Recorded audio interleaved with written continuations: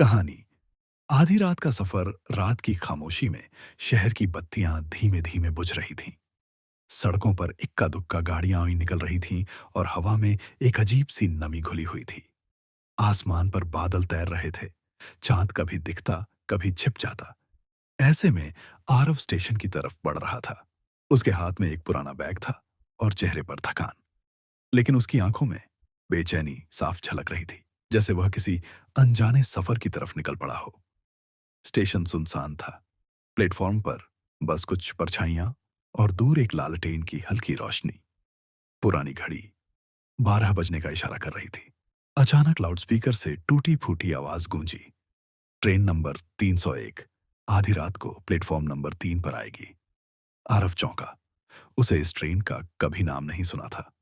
Ticket counter पर कोई नहीं था, लेकिन उसकी जेब में एक अजीब सा कागज पड़ा था, जिस पर सिर्फ लिखा था 301। तुम्हारे जवाब यहां मिलेंगे। धीरे धीरे कोहरा घिरने लगा। आरव के दिल की धड़कन तेज हो गई। प्लेटफॉर्म 3 पर जाकर वह रुका। दूर से ट्रेन की सीटी सुनाई दी, लेकिन यह सीटी वैसी नहीं थी जैसी उसने पहले सुनी थी। इसमें एक खिंचाव था, जैसे कोई पुकार रहा हो। ट्रेन आई, पुरानी, काले रंग की, लोहे की सलाखों जैसी खिड़कियों वाली।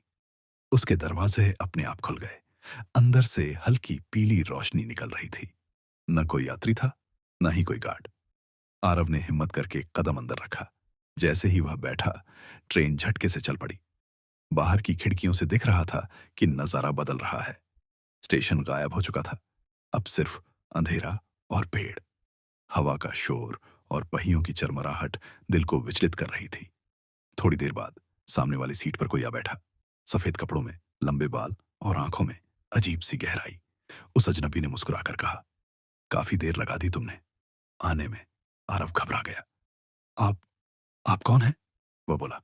मैं वही हूं जिसे तुम हर रात अपने सपनों में ढूंढते हो। मैं तुम्हारे सवालों का जवाब हूं। आरव चुप हो गया।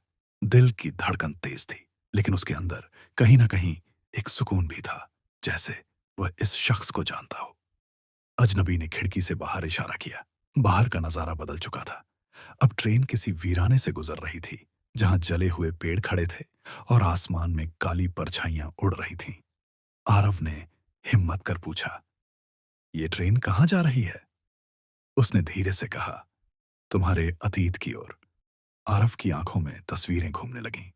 बचपन की यादें, खोए हुए रिश्ते, अनकहे शब्द और सबसे ज्यादा वह पल जब उसने अपने सबसे करीबी दोस्त को खो दिया था।